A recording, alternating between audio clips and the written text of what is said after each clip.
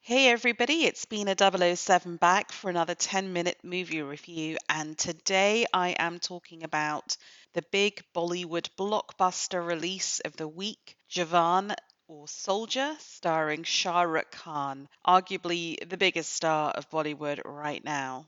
He returns to our screens for the second time this year. The year opened with his big action thriller Pathan, which I felt was more like a Mission Impossible film. This film is kind of like a revenge thriller action movie with a very heavy social justice agenda that I loved. It's one part Count of Monte Cristo, one part Dark Knight Returns, one part Charlie's Angels, and one part Expendables. There is a lot going on in this film. It is directed by the Tamil cinema wunderkind Atlee, who apparently just makes blockbuster after blockbuster in South Indian cinema. And this is his first big Bollywood Hindi cinema release. I think that distinction may be lost on white Western audiences, but it's a big crossover. Atlee is known for having absorbed martial arts films from Far Eastern cinema, all the Western canon of big blockbuster action films, Christopher Nolan, John Woo. There is so much being absorbed and repurposed, recreated in his own style. And I think that this film delivers action set pieces that are as good as anything in Bollywood cinema and frankly in Western cinema. I think these are going to be the best action sequences you see this year, probably apart from Mission Impossible 7, and that is high praise indeed. I also love the way that the film really showcases the full range of Shah Rukh Khan's talents, whether as an action star, a comedy star, a romantic hero, it's all here. But at the same time as all this crazy hoopla, the film is also really admirably and boldly drawing attention to some of the structural injustices and corruption in contemporary India. It's not the perfect film. It's not a five-star film. I think it falls down on the lack of chemistry in the central romantic relationship, really lame musical numbers, and some retrograde gender politics, more of which later. So, what's it all about? Shah Rukh Khan stars as a masked vigilante. He has six female sidekicks, and they rob the rich to give to the poor. It's a Robin Hood story, but at the same time, they're doing it all in a very social media savvy way in order to raise awareness of the plight of the poor in India. The police might crow that they want to see the women in prison, but the joke is that they already are. We very quickly learn that Shah Rukh Khan is their prison warden and that these women haven't so much been imprisoned for crimes they didn't commit, but that the crimes they committed were justified rebellion against deep social injustice. So they are true vigilantes in every sense of the word. While the women all have beef that they need to settle, it becomes clear that Shah Rukh Khan's character Azad, his real nemesis is a big-time weapons dealer called Gali Gaikwad, played by Vijay Sethupathi, who's also a big star of South Indian cinema. Meanwhile, in real life, there is a totally unnecessary subplot because every Bollywood movie needs a love story where Azad is being set up for an arranged marriage with a woman called Narmada, played again by a South Indian star called Nayantara. And it turns out, obviously, because Bollywood, that she is a police hostage negotiator who's actually going up against Azad in his masked vigilante format. And she has a cute little girl called Suji. The plot is genuinely very complicated and layered and multi generational, and I don't want to say too much more about it because there are genuine plot twists that really surprised me and that I didn't guess were coming. And they are so satisfying when you see them play out. I even feel the trailer to this film is a misdirect, and it's all just so superbly put together. It's like an intricate puzzle box, and I really appreciated that about this film. So kudos to all of the writing team. I also feel that the real reason to watch this film is the action. The action set pieces are just absolutely fantastic, whether the choreography in hand to hand combat or the big vehicle chase scenes. The shooting style is kinetic, the editing. This is action, modern action at its finest. I also feel that this isn't just copying MI7 or a John Woo film. It's also adding its own stylish twist. There are some really lovely individual moments. I mean, maybe one too many close ups on Shah Rukh Khan's eyes and a drop of blood falling down his cheek. But, there are some really great little stylish twists on the normal action set pieces. There's a scene that involves a lot of lorries, and the good guys are on top of a lorry, and someone loses control of their gun. And in the kinetic dynamic force of the lorry, it sort of kind of ends up rushing off the back of one lorry and lodging itself in the windscreen of another, which is how the bad guys know that they're being ambushed. It's just so stylish, and there are so many of these little moments. I also really love an aspect of the action, which is basically like the Indian expendables, like these really old guys on motorcycles using very old school tricks to foil the bad guys. And I would happily see a set of spin off movies of these old expendables just running around India on motorbikes dispensing justice, A team style. And mostly centered on these guys too. I really love the occasional flashes of humor in this film. It's not a comedy, so don't go expecting a lot of mischief and a lot of laughs. But when they do come, they are really well done. Partly because Shah Rukh Khan is genuinely quite funny, but also because the writer director Atlee is willing to acknowledge and wink at us at the absurdity of the film that he's making and all of the kind of the meta references in there. So there's a joke about Shah Rukh Khan dyeing his hair, all these aging Bollywood stars who can't admit they're old. There's a joke about how he would love to play opposite Alia Bhatt, but she's too young, which is a joke about how Bollywood always pairs, and actually Hollywood, right? These older action heroes with much younger female stars. There are so many knowing in jokes. It's not like a super smart meta comedy, but when these jokes come, they really hit, and I really appreciated that. I also love the fact that while the action is phenomenal, and that's why you go to see this film, it does have progressive politics and a real focus on social justice, which I think is really coming from Atlee. I think it is kind of quietly radical that the female lead, Narmada, is a single mum. She got pregnant in university, the guy didn't stand by her, and that is not held against her by the hero, Azad.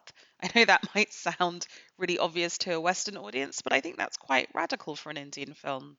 I think it's also wonderful how this film shows the true diversity of India, both racially, religious. You have a lot of characters who are from the Indian border with China, and they look racially very different from the classic sort of Hindi cinema look, but they're equally validly Indian.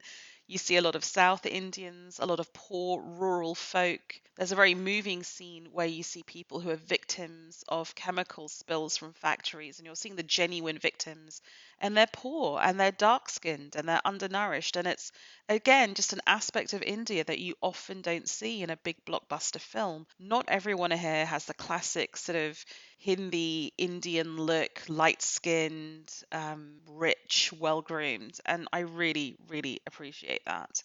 In terms of the issues under discussion, Azad and his Charlie's Angels are fighting against social injustice, and they point to the financial burden and consequent suicides of Indian farmers, really in the news because of all the farmer protests in the last couple of years, particularly in my home region of Punjab.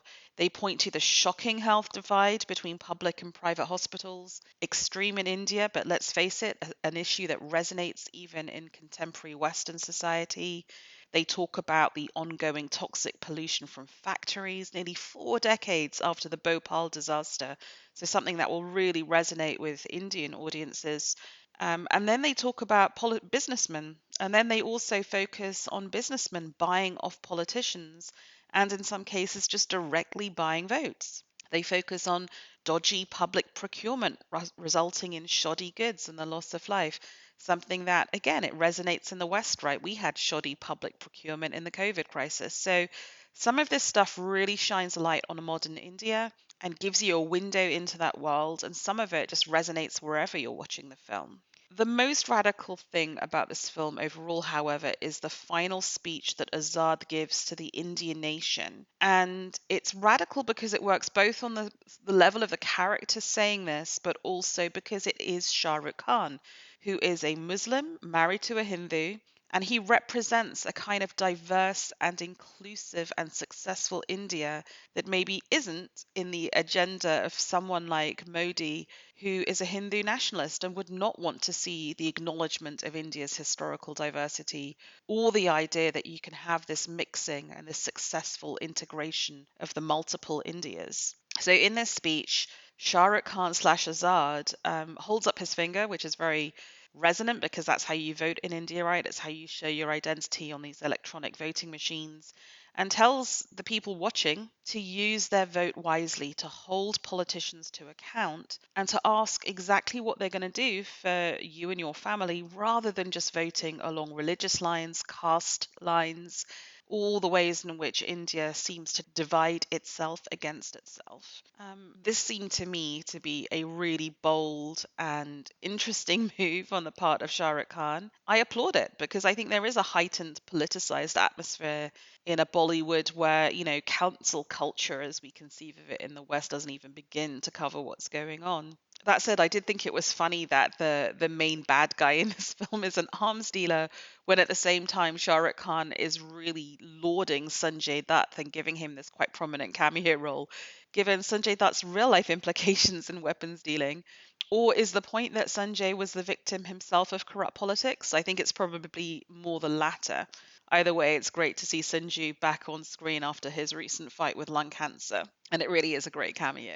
Um, okay, so there's so much to love in the politics of this film. I think there is some stuff on the negative side of the scale, and I was thinking of it last night and how it contrasts with Rocky or Rani and the very radical gender discussion that was on show in that film. Because even though there are super smart women and super strong women at all levels of this film, fundamentally there is something retrograde about the Charlie's Angels concept.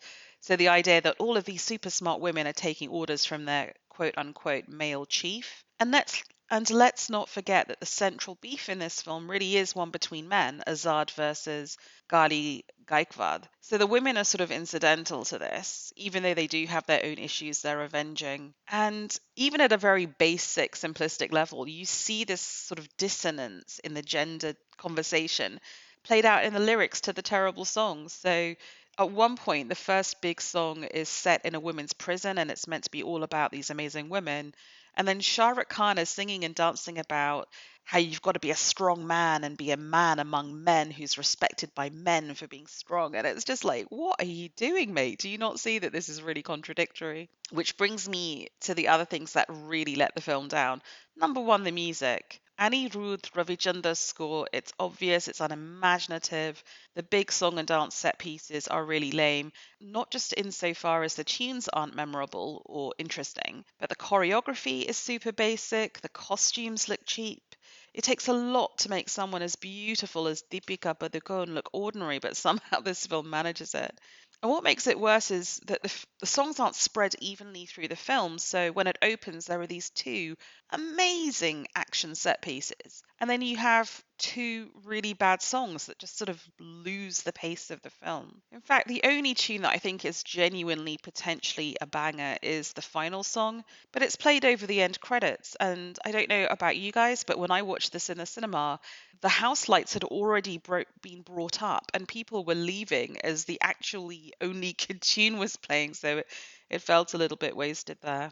The other thing that I think lets this film down is that the lead actress, Nayanthara, is absolutely beautiful. I understand she's done a lot of work in South Indian film, but she has zero chemistry or charisma on screen. She doesn't play well opposite Shah Rukh Khan. Maybe it's because she's not used to the language. Maybe it's because of the age gap. Somehow they don't seem to gel. I never bought into their relationship.